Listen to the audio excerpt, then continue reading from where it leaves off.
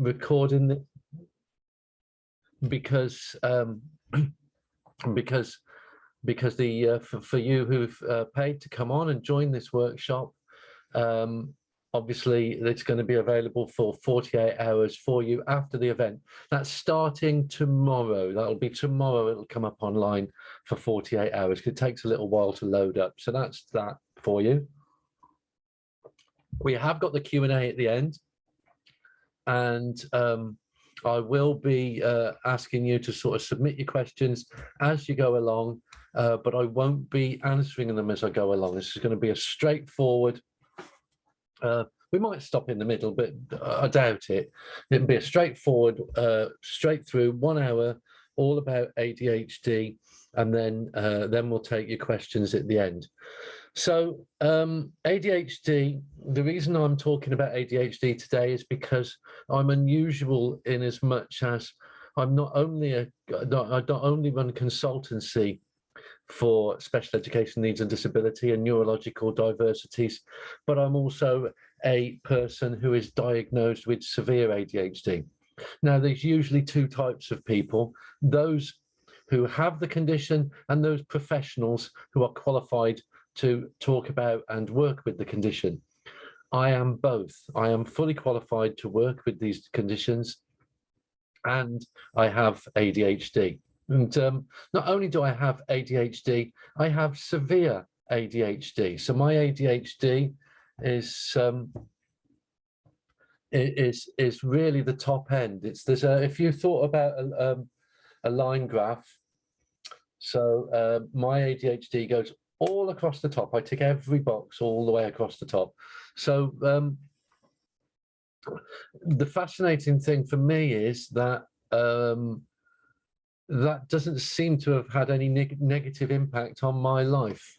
I really recently spoke at the British Academy of Audiology conference. I've spoken there twice now. The joke is they didn't hear me the first time. That's a SEN joke.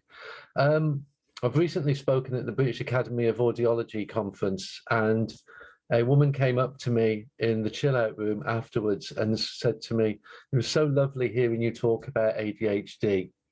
And she said, "We have no positive role models for ADHD in adults because you know, the general sort of consensus is that ADHD people aren't good at anything." And she'd been speaking to a person who said, "I can't work because I've got ADHD." Well, I do nothing but work, and I work all the time, and I work very, very hard. And so you know, it's not a negative thing at all. I would never do without my ADHD. During lockdown, in fact, during the last year, and I attribute this to having ADHD, during the last year, I've written a book, I've had a song published, and I've acted in a film, a real film. And so, you know, there's this kind of negativity about ADHD. We can be very dynamic people. We just need to be focused in the right way. I'd like to tell you about the book. The book is the inspiration for everything, really. So this is Andrew and the Magic Give a Shitometer. And I've been under a lot of pressure. This is available on Amazon, by the way. If you just put Andrew Whitehouse ADHD in Amazon, you'll find it. I've been under a lot of pressure to write a book, and for many years now. And I felt that the subject had been covered. I felt that I had nothing to add to it. I felt that if I wrote a book, that it would just go on the shelves in Waterstones or whatever, Articas, with all the other books about ADHD gathering dust. And so I didn't want to write a book about ADHD. I didn't want to contribute to that already overweighted platform. So what I did was I just put it to the back of my mind, really, until lockdown, September last year, September the year before, September 2020. In September 2020, I had what could loosely be described as a brainwave. I thought to myself, if I'm going to write a book about ADHD, I'm going to write it in the ADHD way. I want you to know what ADHD feels like sounds like and what the brain is doing. So I set myself an ADHD task. I'm going to write a book in 30 nights for 1 hour a night. So 30 hours, there's going to be a book. At the end of the 30 hours, what is there goes out. I had a family member read it for me and just sort of say, you know, is this any good? And I had, and also a very close colleague read it for me, say, is this any good? Both of whom agreed that the book was absolute chaos. And so I said, what do I need to change about it to make it not chaos? Don't change it, Andrew. Leave it as it is. So that went out. It got sent to one of the major publishers, and who promptly sent it back saying, what do you want to send us this rubbish for, or words to that effect. So I published it myself on Amazon, and it really is a stream of consciousness. So it takes my brain and it follows the marbles of my brain, which is where this workshop comes from, because what I've done tonight, I've got no plan, I've got nothing I plan to tell you. I'm just going to tell you like it is. Some of you may know that I did a TED talk, and I did a TED talk called From Disability to Superpowers. And one of my really great friends was one of the organizers there. And I recently said to her, if I had any time again, what I would do is I would change that TED talk. And she said, every TED speaker says the same. But I talked about the superpowers of ADHD. I talked about the dynamism of ADHD. I talked about the fact that in ADHD, I didn't really say this specifically, but I hinted at this, that if I had opportunity to take my ADHD away, I would never, ever do it. Because actually, the ADHD oozes through my veins and through every part of my body, through my brain. It is what I am. It's not an add-on. It's absolutely my very, very being. And so ADHD is a huge, huge part of me, if not all of me. And I am proud to have it. Having said that, the superpowers came adrift when we had lockdown. ADHD people, including me, we are social people. We love people. We like to meet. We like to get out. Today I was bored, so I went for a haircut. You know, we just need to get out there and meet people. And lockdown was very unkind to us. And, you know, I have this kind of saying really that's come to me recently when people talk about ADHD and superpowers. I said, you wouldn't have called it superpowers if you'd seen me on my kitchen floor crying, because I just couldn't deal with being on my own. And so ADHD is hard, but for all its hardness, for all its difficulties, it is an absolute gift. A gift. I'm not a religious person, but if I were, I would say it was a gift from the heavens that allows me to do things that I could never have done. Excitement is drawn to us. Things come to us. At one point I mentioned in the book, I say, well, I'm going to tell you about stuff and you're going to go, this is unbelievable. But the most unbelievable thing is it's true. These things do happen to me. This really happens. If you are a parent, of a person with ADHD, be proud and push that person, push their ADHD, because they need it. They need it to be nurtured so that they don't have to they don't have to, hang on, I'm just doing something. Okay, hang on, there we go. They don't have to do things that are not ADHD friendly. At my most miserable, I was a school teacher, and every day I would go into an environment. The same environment every day. I would park my car in the same place every day. I would sit in the same seat and have my coffee every morning. And then I would go and teach the same very lovely children every day of the week for a year. It doesn't work. It doesn't work for ADHD. I had a friend with ADHD, and she got a job working in a supermarket on the till. And on that till, it was quite interesting. Hang on, we've got someone to let in. On that till in the supermarket, we on the till in the supermarket, she would get bored, and she'd start just letting stuff go through for nothing, through charity. Almost, these sorts of things. It's ADHD. It's different. It's absolutely different to everything else that you can imagine. We can't cope with usual situations. We cope better with unusual situations. There was a really lovely book out there by my good friend Kevin Roberts, or I consider him a good friend, called Schindler's Gift. And in that book, he puts forward a very strong proposition that Oskar Schindler of Schindler's List fame was ADHD.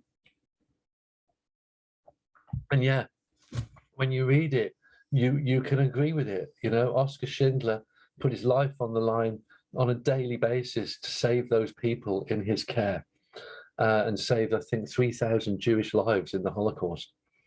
And what they say about ADHD people is, we can't cope with the banal, but if you give us extraordinary situations, we will do extraordinary things.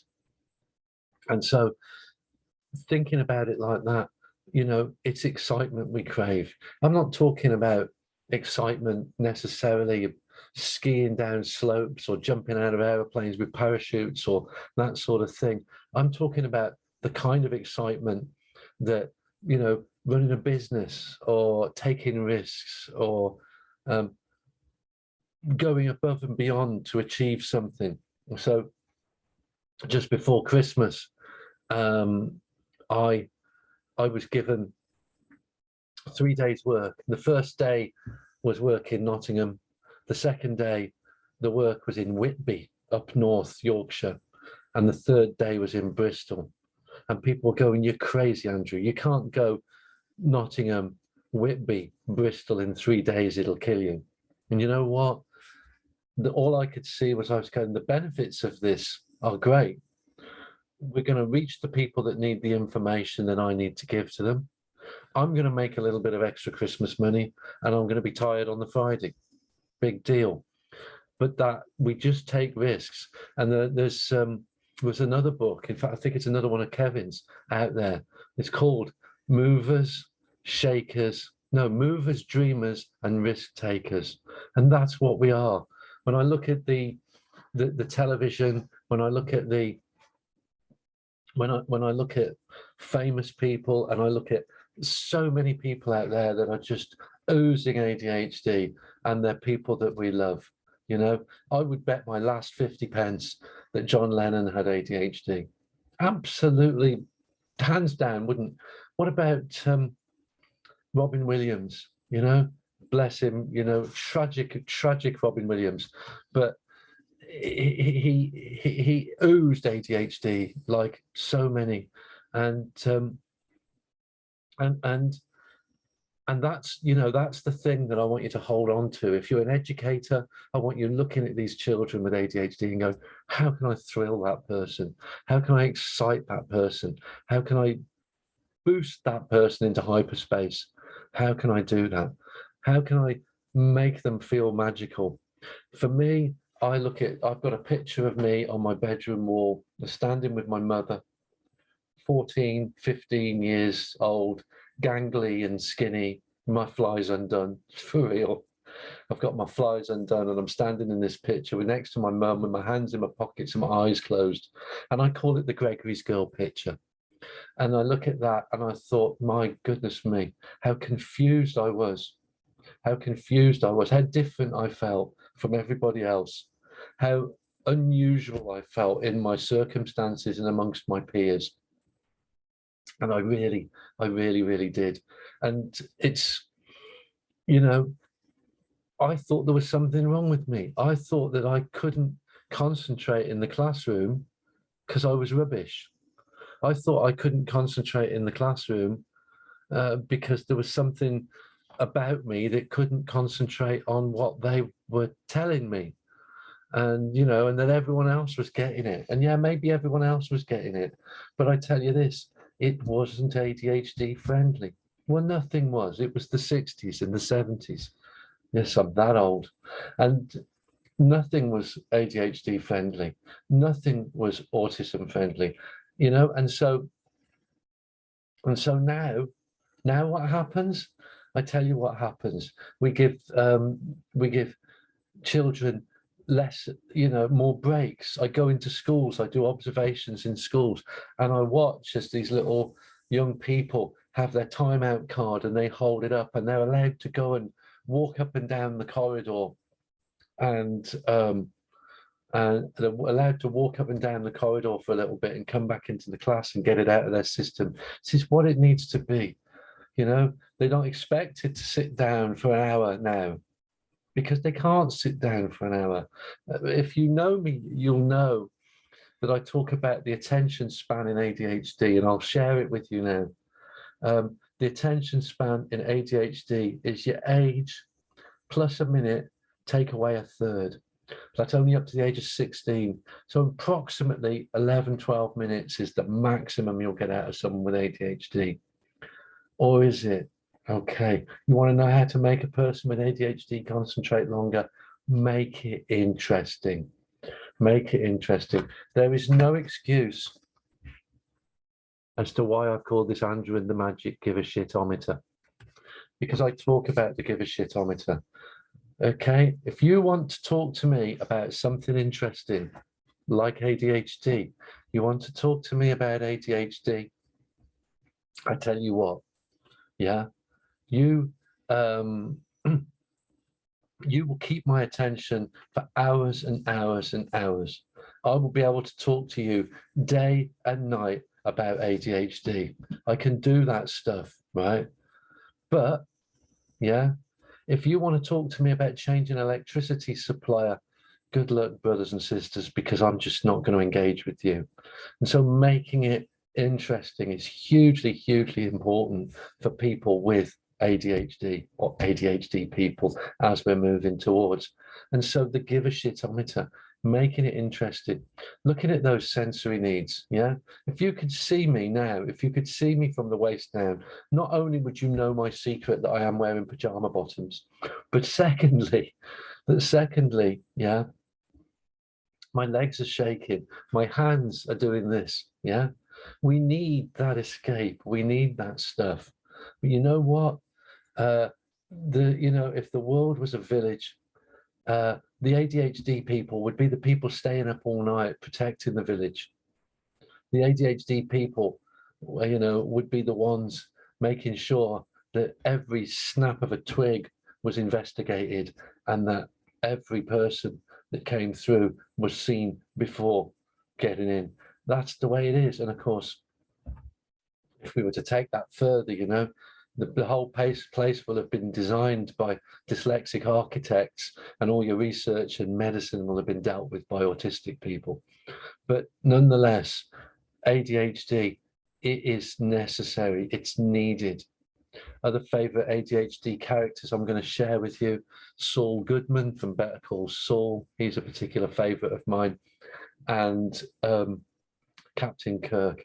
I love Captain Kirk. He's so ADHD. I'm going to count to 3, then fire. 1, 2, fire. Captain Kirk. So that's how it is. So let's talk a little bit about some of the things that bother us, some of the less positive things about ADHD. One of the things is we hyperfocus. So I hyperfocus. I look at things in way, way, way too much depth. Yeah. We can be accused of overanalyzing. So if I'm having say I'm having a conversation on WhatsApp with someone, yeah, I have to leave it on a positive. If I've said, or I could worry, I could go, oh, I've just said something that was maybe a bit stupid. But I feel that I've said something stupid. And I might leave that WhatsApp going, oh my goodness me. I could be phoning that person up at 2 o'clock in the morning going, did I offend you? Did I say something? Because that's how we hyperfocus. I've done it.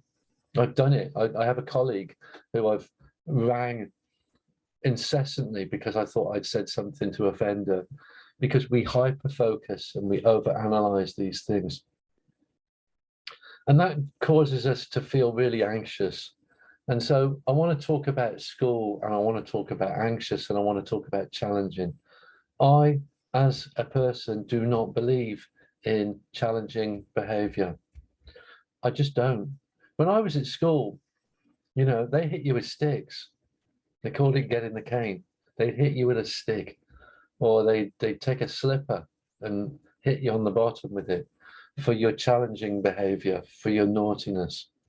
And I look back, and 9 times out of 10, I didn't know what I was in trouble for. I didn't know what I'd done that was so bad, or I did know what I'd done, but I didn't know why I'd done it. And we have this in ADHD. I mean, fortunately, we don't go around hitting children with things in schools anymore, and I'm pleased to hear it. But, in ADHD, we talk about impulsive behavior, and there's one of the slides I use on my workshops, which says, by the time I figure out, by the time I figure out what I'm going to do, I've already done it. And this is so ADHD. By the time I figure out what I'm going to do, I've already done it. So you're in there and you're in trouble and you're getting told off, and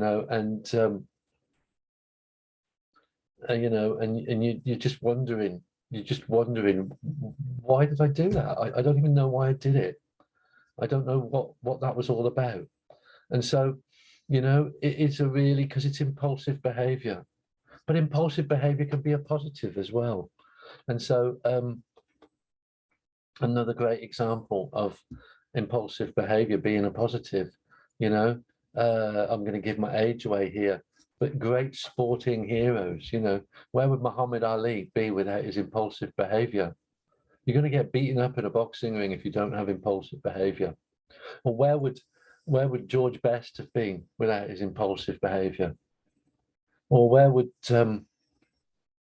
Paul Gascoigne have been without his impulsive behavior? I'm talking about on the football pitch now, not in their private lives. But you can't switch that off in your private life, So on the football pitch, the slogan for Nike, isn't it? Nike, just do it. No, Nike doesn't say think about the consequences and then do it if you still think it's a good idea. That's what Nike does not do. Nike says just do it, because that's how sports people really do well. I've been communicating with a new friend who I met at a conference, and we've just been chatting, and she'd been an Olympic sports person. And I find myself drawn to diverse people. And my goodness me, yeah, this person interests me. I can talk to her and I can have conversations with her because she has that impulsive way of communicating. And it's fantastic to share that. My phrase that I always joke about is, if you've got ADHD, I will sniff you out. I will find you. I will be in a room and I will know you. Yeah. So that's that. That's the way that works.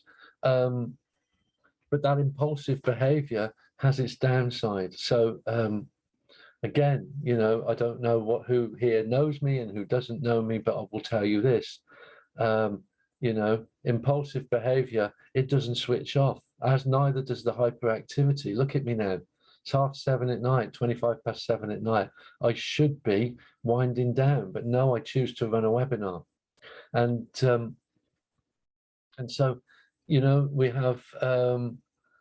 have a lot of problems with ADHD people using recreational drugs and alcohol to self-medicate. And then we go back, don't we? We go back to George Best and Paul Gascoigne and these people, that actually couldn't get through the day without some way of calming them down. And I've been there, and I've not had alcohol now for, gosh, almost 3.5 years. And in ADHD, I can tell you, alcohol and ADHD is like water and electricity. We don't mix, and when we do mix, it's a really bad idea.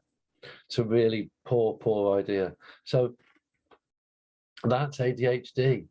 That's ADHD, and that's the downside of the impulsive behavior and the attentional side. So the attentional side really covers so many elements of your life. So,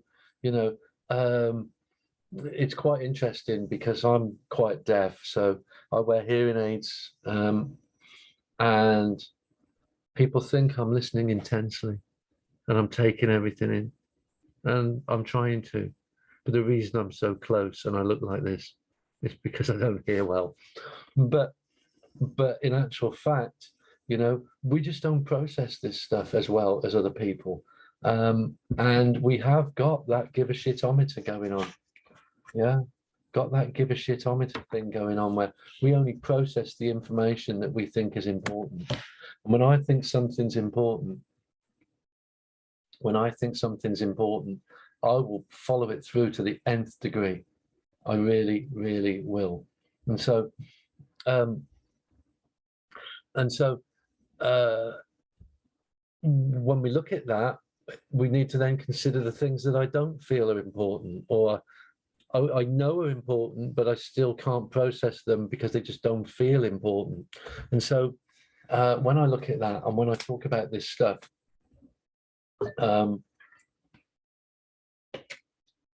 we have this difficulty paying attention to stuff that doesn't interest us, and it just doesn't process.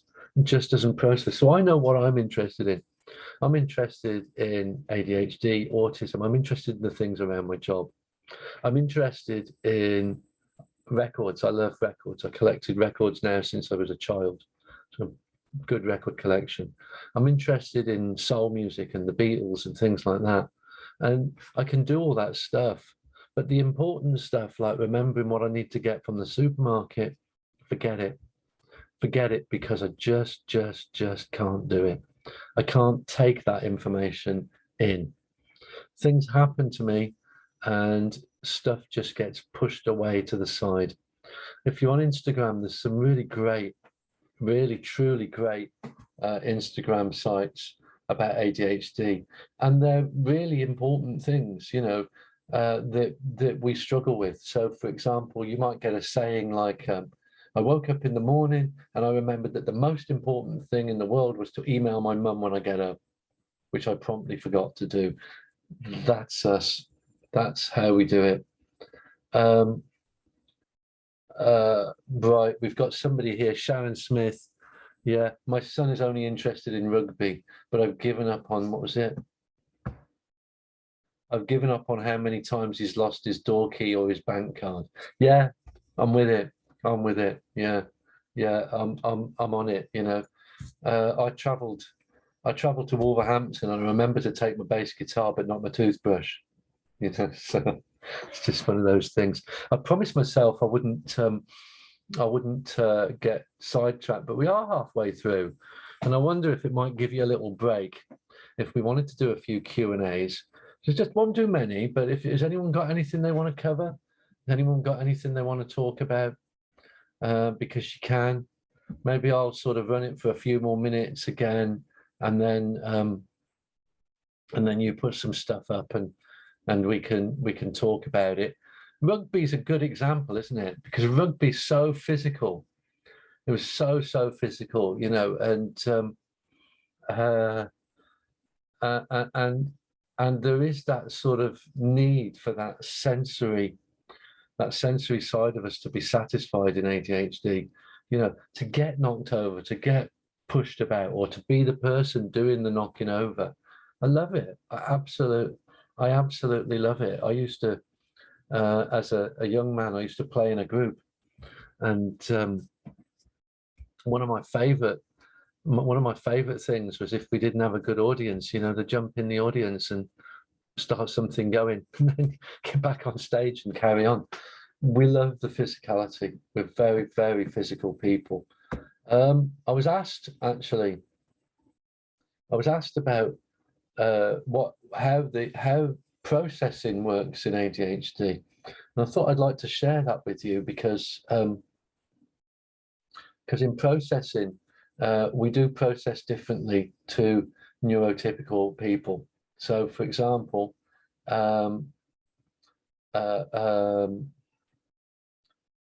why do people with ADHD call out so much? Why do they do that? Well, I'll tell you why they call out so much. Because because of the way we process. So the first thing is, this is in the classroom. The first thing is a person with ADHD. What a wow. A person with ADHD usually invariably has short-term memory problems. They can't remember stuff. And so when you're a teacher and you're saying to the children, when was when did William the Conqueror invade England? And the kiddie knows, yeah? And 1066. I told you, children, put your hand up if you want to answer a question. Put up your hand and, wait until your turn. But he or she can't do that. And the reason they can't do it is because of short-term memory. So people with ADHD, they process in through the eyes. They're really visual processors. They like to look, and I'm going to tell you a little bit about that in a few minutes. They like to look, they like to see. But they process out through the mouth. And I did write a piece about this, in through the eyes, out through the mouth. Now, the reason they process out through the mouth is because it's the quickest way of getting information to you. You have to write it down, you have to type it. Yeah. You don't have to, you don't have to kind of record it in any way. Out through the mouth, just get it straight to the person. So in through the eyes, out through the mouth. And so I do a little bit of work with TTS. Again, some of you'll know that because I do a lot of work with them. They can share resources with me, and if I think they're any good, I recommend them to schools. Nice, easy relationship. But they have whiteboards. You know, these whiteboards that you write with on the carpet. They have these whiteboards, but they're ones that you can record information into, and you can talk to them. Can you imagine that? How much that helps an ADHD person? Instead of calling out on the carpet, they can call out to their whiteboard. That's great. That's a cracking little idea. And I'm going to show you something that's there. Up on my curtain rail there is a bumblebee. And that's the same thing, but just for little ones. You can record messages into the bumblebee and you don't have to call out. Imagine that. For me, I see a child that doesn't get told off for calling out. You know, I see good communication. I see other children not getting fed up with that child. So why does the ADHD person process in through the eyes? Well, again, some of you will know that I talk about male brain theory. And it's Simon Baron-Cohen, who is Sacha Baron Cohen's uncle, but he's not very funny. And Simon Baron-Cohen talks about male brain theory, and he says, and he says that the male brain is visual, female brain auditory verbal, male brain is explicit, female brain implicit, male brain single attention, one thing at a time, female brain divided attention. Now he's very clear about this, that this is a most thing, not everybody, so just, and in actual fact, he no longer calls it male and female brain, he calls it systematic and empathic brain. But nonetheless, the male brain, there are more ADHD people who are male. And the male brain is a visual processor. So using visuals for your ADHD child person is hugely more beneficial and easier for them to access stuff. So now we've got some stuff up. Here we go. Right, we've got Nikki. I'm a counsellor and have a client advising that they have ADHD, and I wondered how to engage them in talking about the reason they're in session, but they find it hard to talk about. I wonder, it's an interesting question, that. So it might be that they don't know, it's difficult. You know what? I'm going to go back and reel back. Thanks for the question, Nikki. Maybe we can catch up. Maybe you'll get in touch with me and we'll talk about that. But what I'm going to do is I'm going to go right back to basics here, and I'm going to say what I would say to any school. What Nikki has asked me is a really good, relevant question. the client's got ADHD and how to engage them in talking about the reason they're in session, they find it hard to talk about. First of all, as a counsellor, you will have a framework that you work around, and that framework may not fit neurodiverse people. That's the first thing. I might be able to help you with that because I have access to a neurodiverse framework for you can use. I didn't design it myself. I have a friend that designed it. But I'm going to go back to, I think it was Lorna Wing said this, but my colleague Rebecca Duffus thinks it was someone else. So who cares? When you've met one person with autism, you've met one person with autism. When you've met one person with ADHD, you've met one person with ADHD. What am I trying to say here? I regularly get asked questions like this. We have a little boy in school. He keeps running up the corridor and climbing out the window. Why is he doing this, Andrew? I don't know. Let me come and have a look. Let me look at your environment. Let me look at, you know, in Nikki's case, let me hear the questions you're asking this person. Let me hear how we're presenting this. What's the room like? You know, has it got distractions in there? You know, you must have all heard the joke about the ADHD. Ask me about ADHD. Oh, look, a squirrel. You know, is there something about the room? I went into a classroom in, gosh, right up north. I mean, right up north in, God, what's the place? Cockermouth, out that way. And I was called all the way there to help with children who were being distracted in the classroom. They couldn't concentrate. And I walked in the room and it had the world's noisiest boiler. I'd only been there 5 minutes. I'd driven all the way to Cockermouth. To me, it's obvious, yeah? And it's obvious to me for very good reason. It's obvious because that would have bothered me. That noise would have done it to me. But in actual fact, you know, if you're neurotypical, a person without autism, without ADHD, without these things, if you're neurotypical, you may not pick up on that. You know, I mean, I'm here delivering this to you. The weather's freezing. The weather's really cold. And I've got my heating on. I've got my radiator right here next to me. And I've got my heating on. But with that, I also have the noise of it. And I have to get past that. 55 years old, I'm still fighting these things, you know? So let's talk about fighting these things. Let's do that for a little while, yeah? Anyway, Nikki, get in touch. I'll help you. Fighting these things. If you are dyslexic and I give you strategies to make your reading easier and you don't have a problem so much anymore with your reading, are you still dyslexic? If you've got ADHD and you find yourself with no more impulsive behavior because you've got strategies to manage that impulsive behavior, are you still ADHD? Yeah, because they're just masking strategies. They're just masking strategies, really. You know, impulsive behavior is always going to be there. It's just you're choosing or you're fighting not to do it. But how about this? I now do not really have impulsive behaviors very often at all. I don't do it. But impulsive behavior is the biggest part of ADHD. Impulsive behavior is the most overarching bit of ADHD. Impulsive behavior is the one that annoys the rest of the world more than anything. Yeah.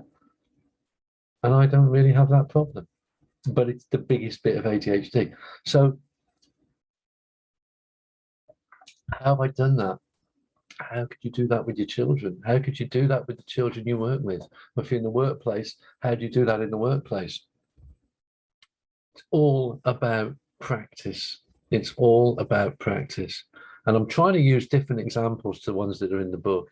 I feel like I'd be rather cheating you if I did that. But one of the things I do, so I was very interested in social stories. And if you don't know what social stories are, they're a visual visual system for usually autistic people to deal with situations that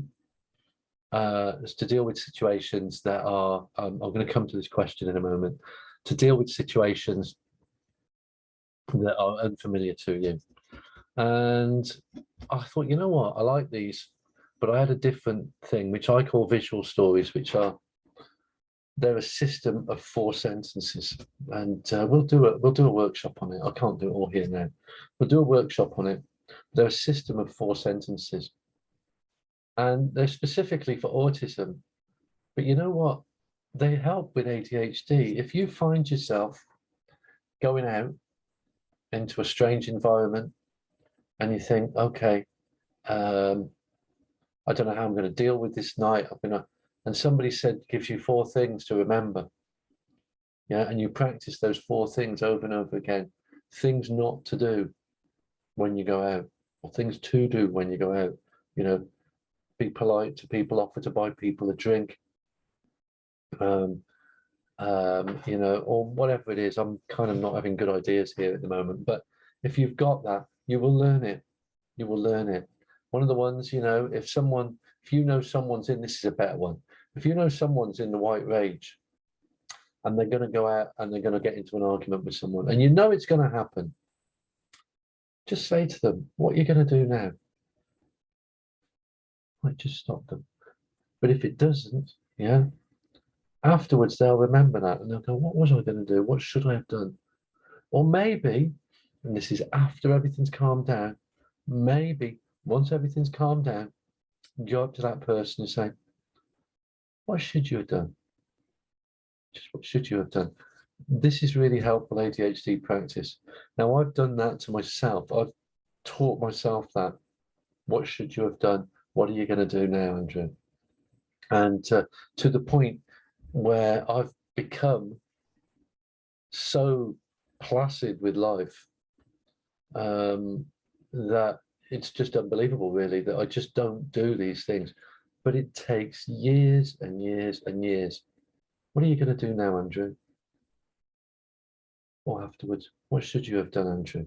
Right, got another question's come out. So let's have a look. Okay, this is Nikki again. Thank you so much. The centre I work at might find it helpful to have a group session with you. I've learned so much already. The room has no distractions, plain walls, but others could be in the building, so I might book the room with no one else in the building. It's worth a try, isn't it? Finding solutions. That's what we're doing all the time. Did you say Amazon for the book? By golly, yes, I did. Just put in Andrew Whitehouse ADHD and it will just ping up in all this beautifulness. $7.99, Amazon Prime. You'll have it by the morning. So anyway, so we're moving on, but that was great because what Nikki's done there is she's problem solving. She's going, how can we do that? What is there? Is there something different? Yeah, maybe I don't know. Maybe you're talking too much. Maybe you're not leaving the gaps. I saw a really good. I'm not suggesting you're Nikki, but I saw a really good teacher doing ADHD friendly practice. It was fantastic. I wish the rest of you could see it. It was in London in a primary school, and this particular teacher, she'd got a series of egg timers on top of her whiteboard. And you know, I told you about attention spans, and she'd set a timer for everything. So for example, she'd go, right, this is a 3-minute activity, and she'd turn that timer over. The children would do that 3-minute activity. This is a 6-minute activity. She'd turn that timer over, and she would do this stuff. She had systems in place for children who needed to get up and out and all the rest of it. Absolutely brilliant. Really, really good stuff. And to me, I was just absolutely beside myself to see that somebody had gone to that effort to think about those attention spans. But you know what? The behavior in that class, the behavior in that school was challenging, really, really challenging. The behavior in that class was not. Let's talk about fair, shall we? Let's talk about what's fair and what isn't fair. So people say to me, If I do something for a child, if I say that child needs a timeout card, they need to be able to get out of the room for 5 minutes every now and again. It's not fair to the others, Andrew. It's not fair to the others. Really? Why is it not fair to the others? Let me tell you something about fair. Um, the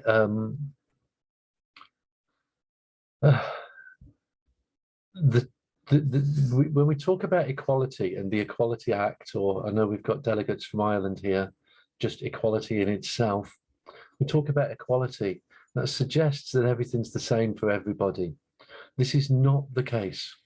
Equality looks different for everybody. Equality is creating a situation where you have a starting point where everyone can reach their potential and the same goals. That's what equality looks like. And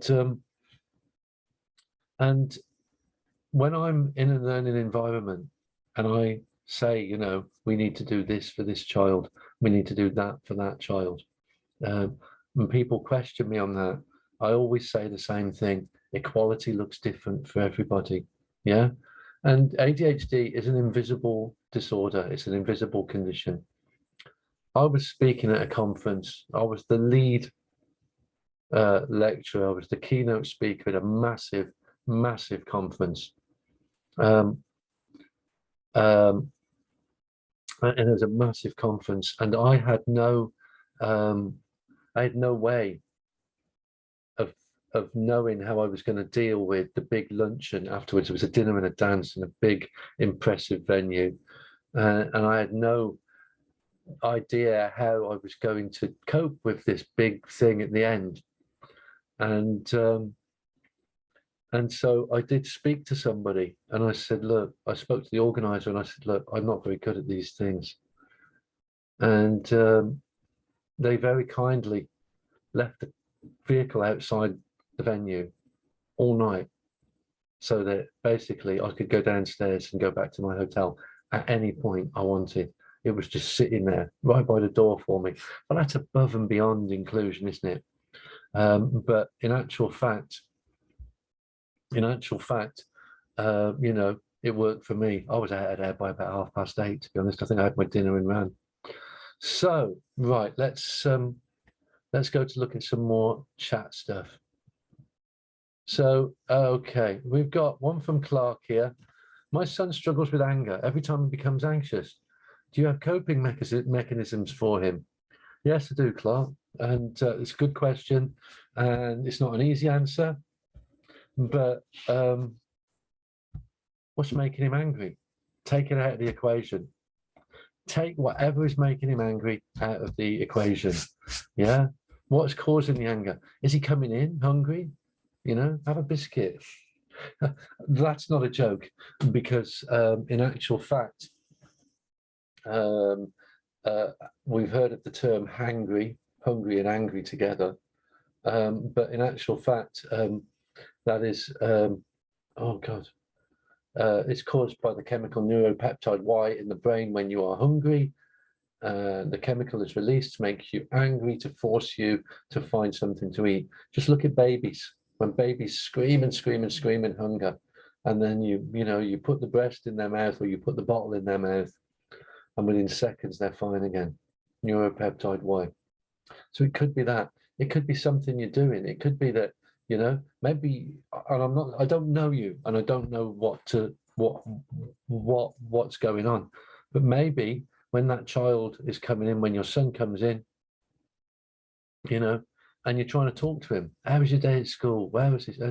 Maybe that's what's making him anxious. And then maybe he wants to lash out. I don't know. You've got to find out the triggers.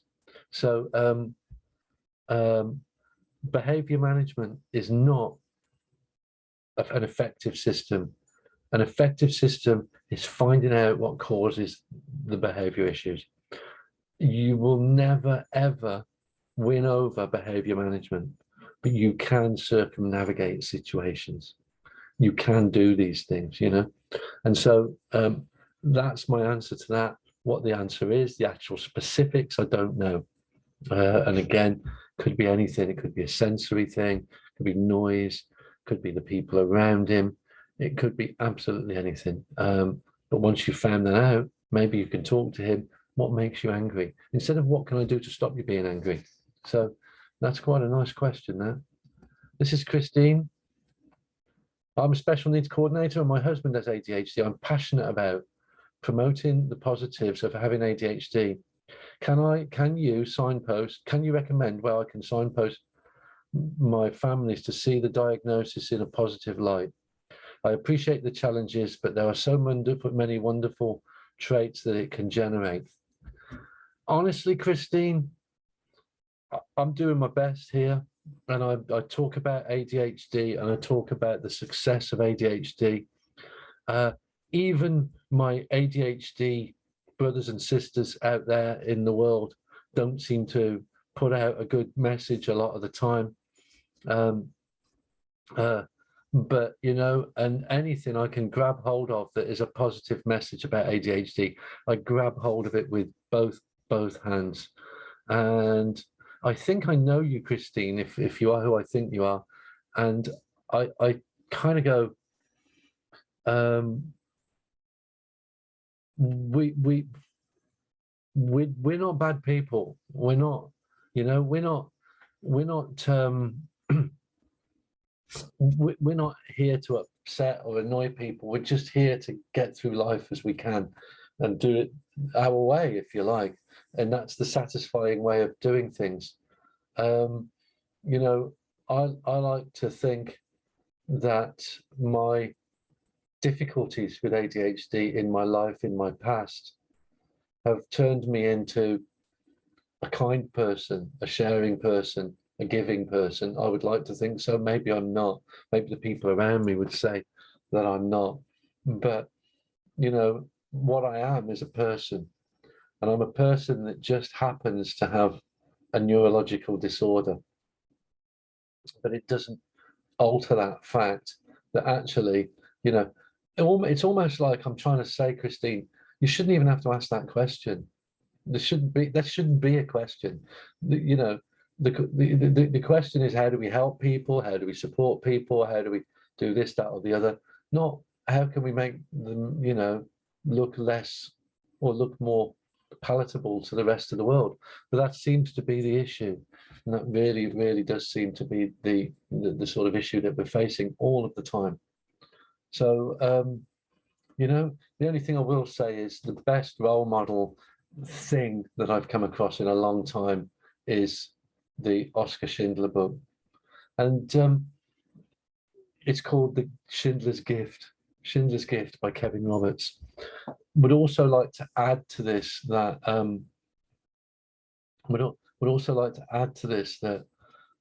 I've met some of the most wonderful human beings I've ever met. I've got ADHD. I've got a very, very dear friend that I met at an accountant's Christmas party who we just straight away hit it off. And he and I meet up for coffee.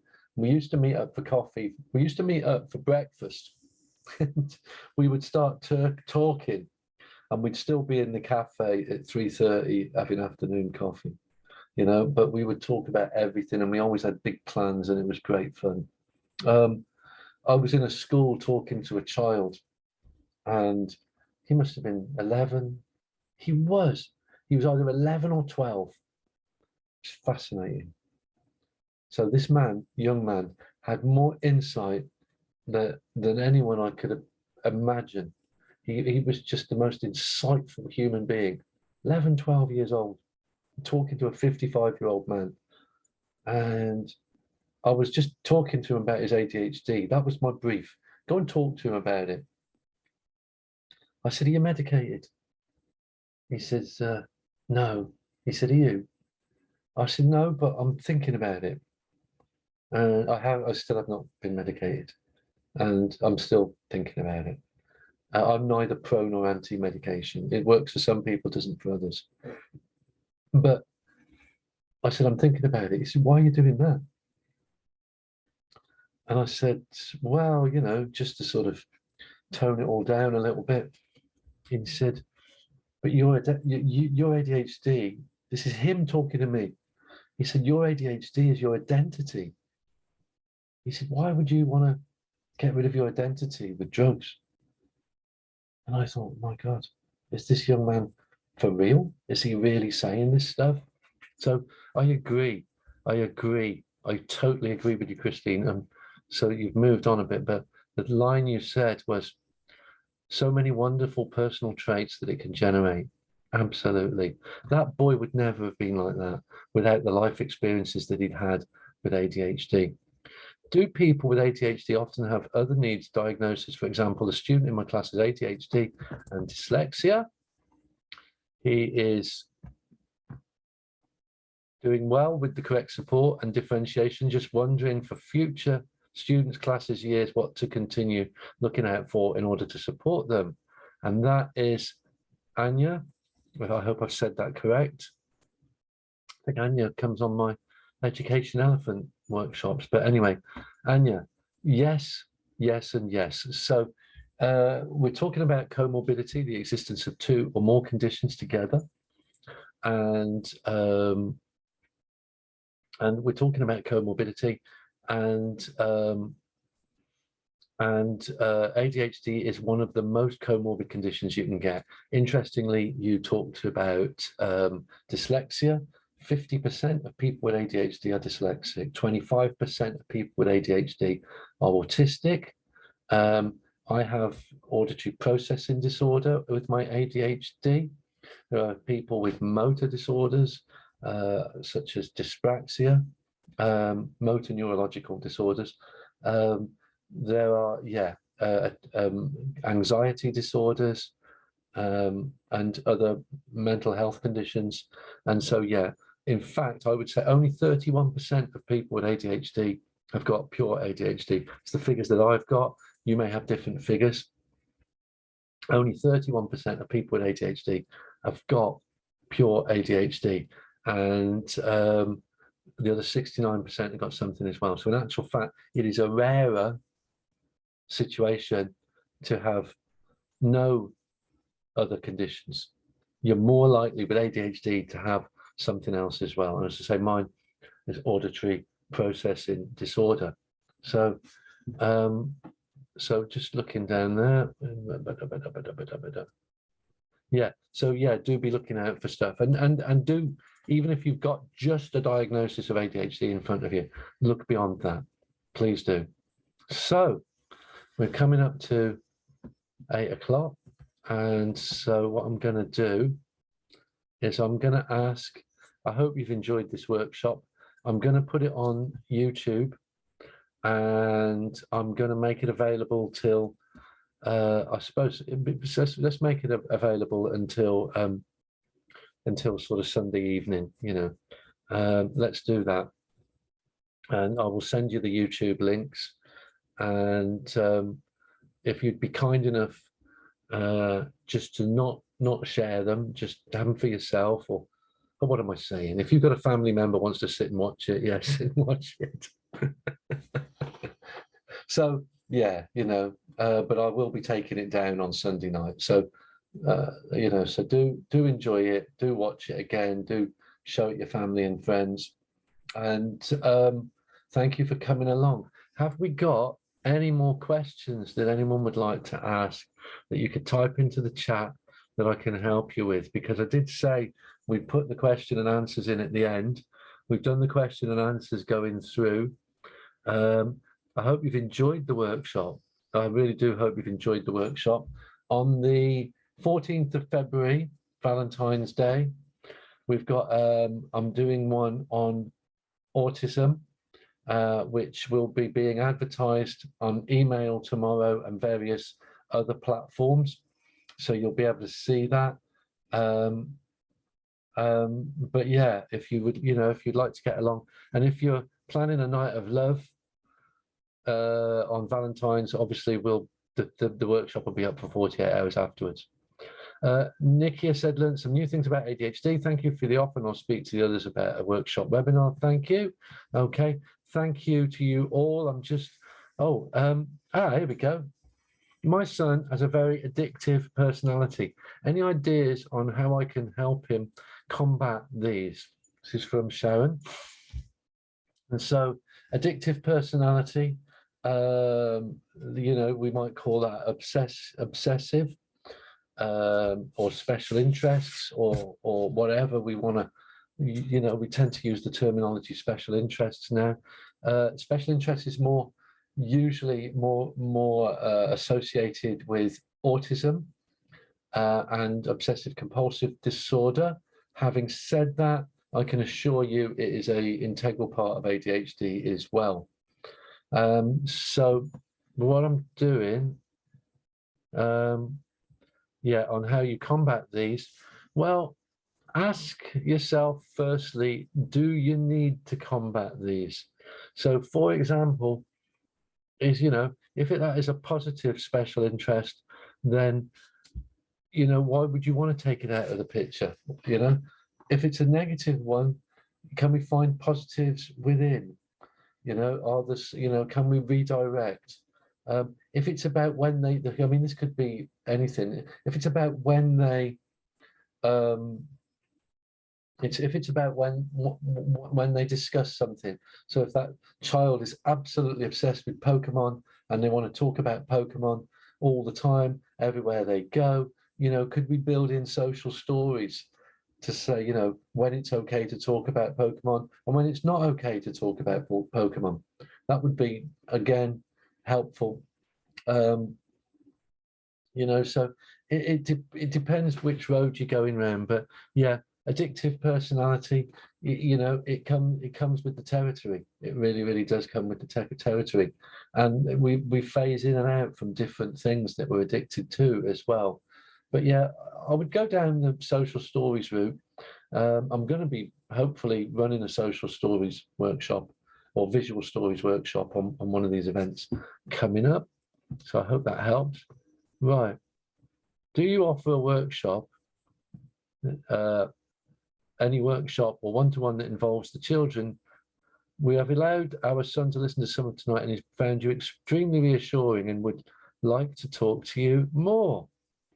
So, well, that's very, very flattering, and I'm very honoured to hear that. So, yes, I do private consultations, and these come in a range of different formats. If you want to talk to me about it, that will be fine. There's different ways we can do it, and sometimes we can do it through the school, so that the school can sort of help out with any fees or things like that. But I do. Get in touch. We'll talk about it. And I'm always happy to talk about anything. You're not committed to anything. You talked about ADHD-friendly classrooms. Is there a source of information framework that you would recommend? Funny you should say that. No. Thank you, Julian. It's a good question. I do personally go in and I assess classrooms, but I assess every single classroom differently. And we're back to that, you cannot pigeonhole the needs of these learners. I mean, there are certain things that I always do, and they're the very basics. Is there a visual timetable in the room?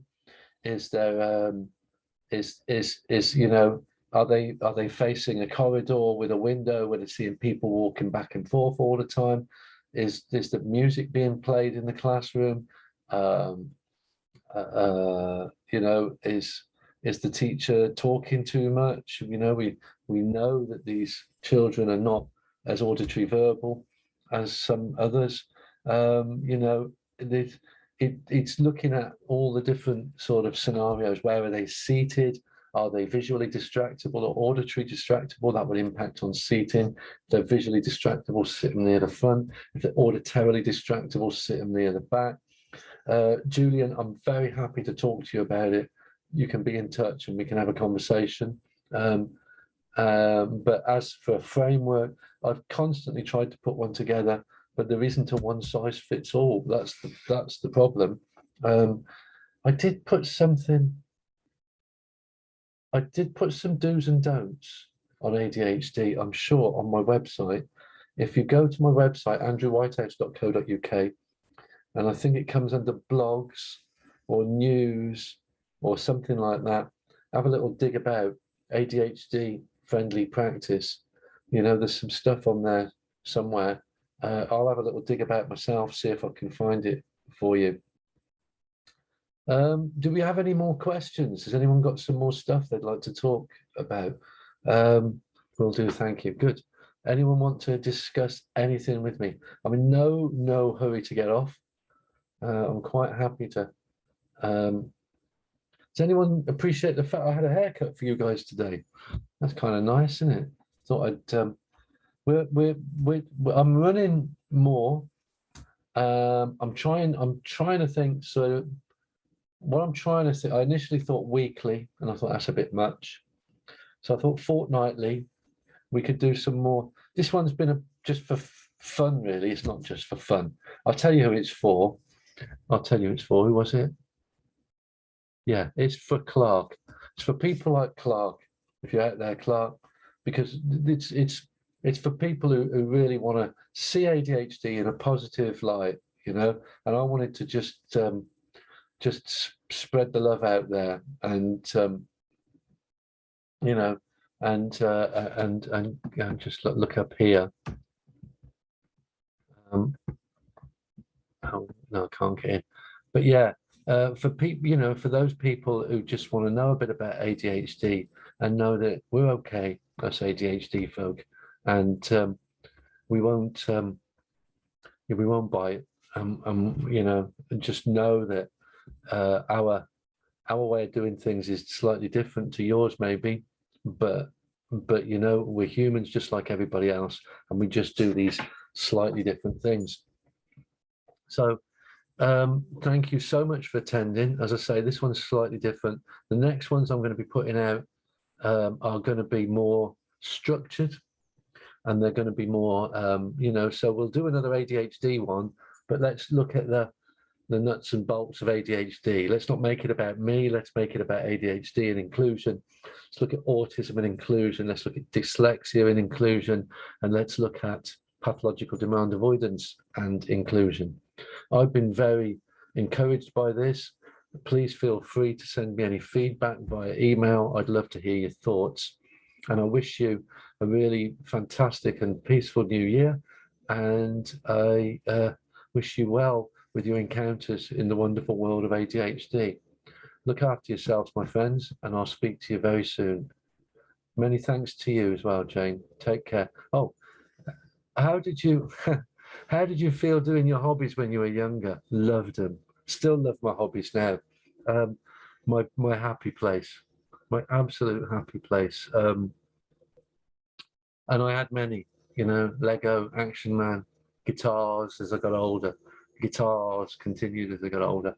But yeah, I loved it. I really loved it. But my parents, you know, for all their faults, of which they had many, really encouraged my hobbies. So it was great. It was great. So, and that's what we have to do, is to encourage those things. So yeah, good question, Clark. As I say, our son gets anxious, but really wants to try new things. Baby steps, isn't it? Baby steps. But I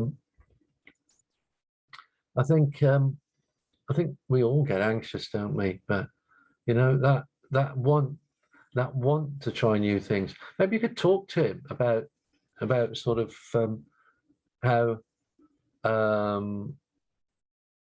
you know, what could go wrong. That could be a good one. What could go wrong, or what could go right, or how more likely is it that things are going to go right than wrong?